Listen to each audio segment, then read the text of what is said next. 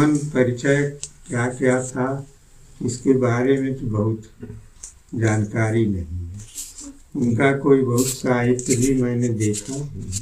एक संत मनीषा में जैसे एक भ्रम पाया जाता है कि हिंदुस्तान में कभी जातिवादी प्रथा इतनी ज़्यादा रही कि स्वीकार ही नहीं किया जाता था। उसका एकदम मतलब उल्टा रूप दिखता है कि संत रविदास कहाँ से बिलोंग करते हैं और कैसे जो है मीरा उनकी जो है शिष्या बनती हैं। अगर ये मतलब आख्यान ऐतिहासिक दृष्टि से सही है तो अपने आप में संत प्रवृत्ति का ये एक बहुत बड़ा मापक है कि जब व्यक्ति संत बन जाता है तो उसकी चेतना जो है वो इतनी बड़ी हो जाती है कि वो बाकी जो बंधन है जिसको हम आजकल सामाजिक दौर में बहुत वितृष्णा की दृष्टि से देखते हैं वो सब अपने आप टूट जाते हैं और लोग जुड़ते चले जाते हैं। सच्चे संतों से लोग जुड़ते चले जाते हैं। ऐसा रविदास जी से दिखता है हमको। यह बात जो है देखिए इस पर निर्भर करती है कि व्यक्ति के दृष्टिकोण का आधार क्या है।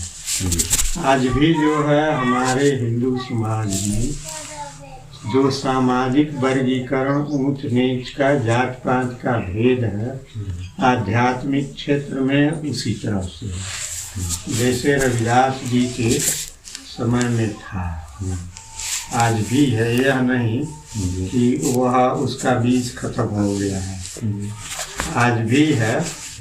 जो अपने दृष्टिकोण के आधार में माने दृष्टिकोण का आधार बदल लेते हैं, जिनमें बदलने की क्षमता है तो वे उस दृष्टि से किसी को देखते हैं, किसी का मूल्यांकन करते हैं। लेकिन परंपरागत जो साधारण दृष्टि के गहरी दृष्टि के लोग नहीं हैं, सामान्य दृष्टि के हैं, है ना, तो वे लोग जो हैं वह उसी दृष्टि से करते हैं। सिर्फ मीरा चाहे कुछ गिने चुने लोग ही उनके शिष्य बने होंगे, सभी लोगों के लिए वह सामान्य नियम नहीं बना होगा। अब दृष्टिकोण का आधार जो है, कोई व्यक्ति जो है समाज में अगर सामाजिक नियम के आधार पर ही उनकी पहचान रखता है, उनके जीवन के, उनके व्यक्तित्व के, उनके गुणों के, उनके आचरणों के, उनकी स्थिति का मूल्यांकन करने की क्षमता रखता है तो वह उसी रूप में देखेगा। लेकिन जो उससे और ऊंची दृष्टि प्राप्त करने की क्षमता वाले हैं, जो स्वाभाविक दृष्टि है, जो प्रचलित दृष्टि है, उससे ऊपर उठ करके जो सत्य है, परम सत्य है, उस सत्य के आधार पर अगर अपनी दृष्टि को विकसित करने की जिनमें क्षमता है विकसित कर लेते हैं तो वे उसी आधार से देखेंगे।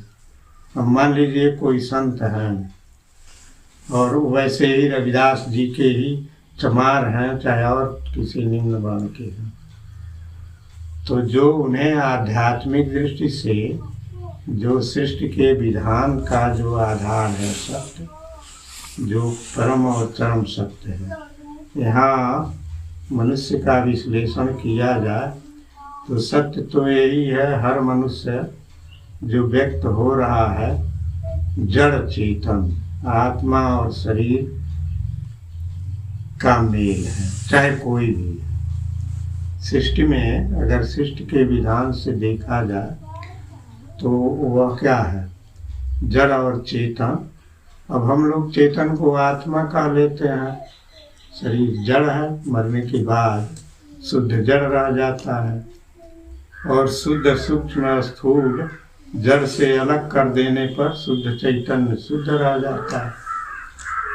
तो जो इस सत्य के आधार पर दृष्टि बनाएंगे या जिनकी दृष्टि इस पर आधारित होगी तो उनके लिए जो समाज के वर्गीकरण है, जो परिवर्तनशील भी है, जिसे समाज में जो वर्गीकरण किया गया है, तो वह वर्गीकरण वह समाज के आधार पर किया गया है। अपने समाज में जो वर्ण आश्रम व्यवस्था बनी थी तो वह वर्णाश्रम व्यवस्था का आधार है। यही जो परम और चरम सत्य है उस आधार पर किया गया है। जैसे मान लीजिए ब्राह्मण कोई मनुष्य नहीं, ब्राह्मण एक चेतना है, शुद्ध सत्व, जैसे है वर्गीकरण, शुद्ध सत्व प्रधान जिसकी बुद्धि है, जिसकी बुद्धि शुद्ध सत्व प्रधान है वह ब्राह्मण। सत्व गुण प्रधान हो, रजोगुण सहायक हो, तो वह हो गया क्षत्रिय। अब सत्य में उसे सत्य गुण के परम और चरम उत्कर्ष की स्थिति में ब्रह्म का साक्षात्कार होता है, तो उस ब्रह्म के साक्षात्कारी पुरुष को ही ब्राह्मण कहा गया, शास्त्रीय परिभाषा है।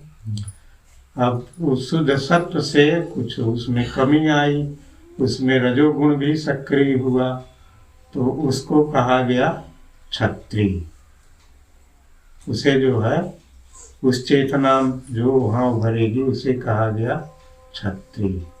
उसके बाद जो है मान लीजिए जहाँ रजोगुण की प्रधानता हुई, सत्वगुण, तीनों गुण तो सब में रहेंगी, लेकिन जिसके अनुसार व्यक्तित्व निर्धारित होगा वह गुण प्रधान होता है। तो रजोगुण की प्रधानता है, तमोगुण अगर सहायक है उसमें, तो उसमें लोभ, रजोगुण में लोभ होता है। गीता में लोभा प्रवृत्तिरारंभा कर्मणाम असमा स्त्रिया रजस्ये तानि जायन्ते विविद्धे कुरुनंदन। लोभ प्रवृत्ति ये सब संसारिक क्रियाओं में, तो वह वैश्य चेतना हुई।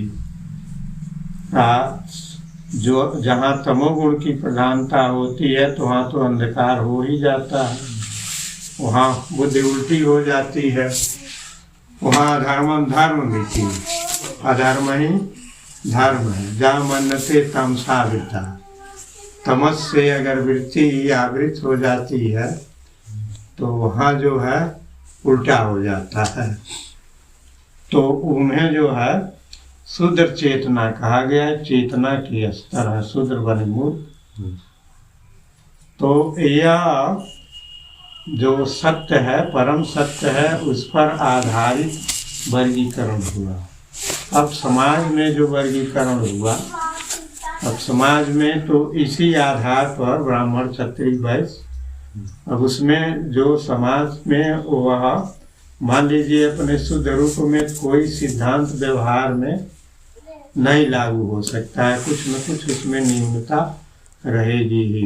आज के समाज में बिगड़ा हुआ है, तो जो इस सत्य पर,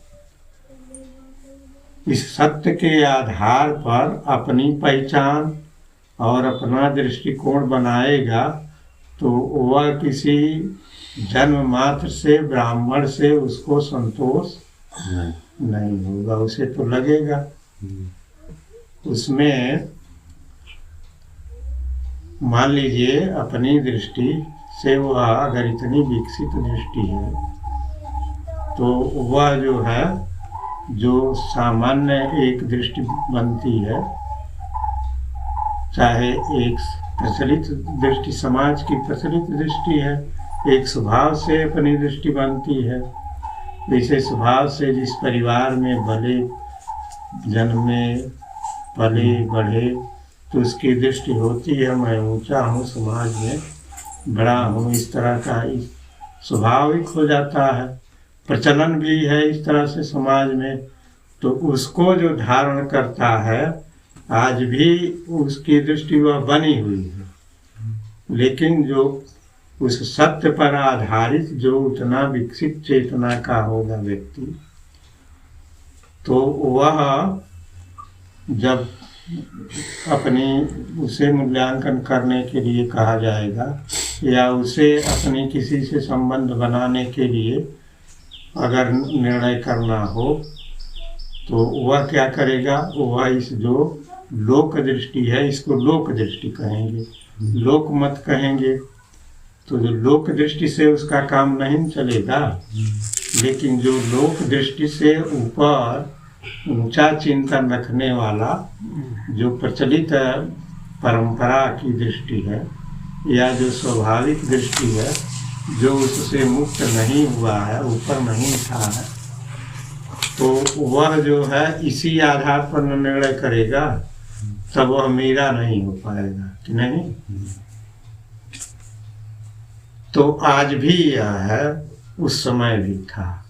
सभी लोग रविदास के वह शिष्य नहीं बनने जाएंगे। आज भी हमारे साथ एक पढ़े हुए हमारे दुबे जी आते हैं। दुबे जी अध्यापक रहे, रिटायर मैंने हम लोग एक साथ बैठ के खाए भी हैं, पढ़े भी हैं, एक साथ रहते हैं। दुबे जी आते हैं, हमको प्रणाम करते हैं। एक बाबू साहब उनके साथी आते हैं, वो प्रणाम भी नहीं करते हैं, इसलिए जानते हैं कि नीच जात के हैं, इनको हम प्रणाम नहीं करें। या दुबे जी हम जो हैं, मैंने एक साथ हम लोग खाए पिए हैं, एक साथ हम लोग रहे हैं, कंधे में कंधे मिला करके हम लोग चले भी हैं। अशोक जी, हाँ, अशोक कुमार दुबे, हाँ। और वो आते हैं तो वो कुछ मान लीजिए हमको भेंट भी देते हैं, 500 रुपये कम से कम, बल्कि कह देने ये दुबे जी मत जाना कि तू पेंशन पावा हो, हमने पेंशन कहीं दरिद्र बात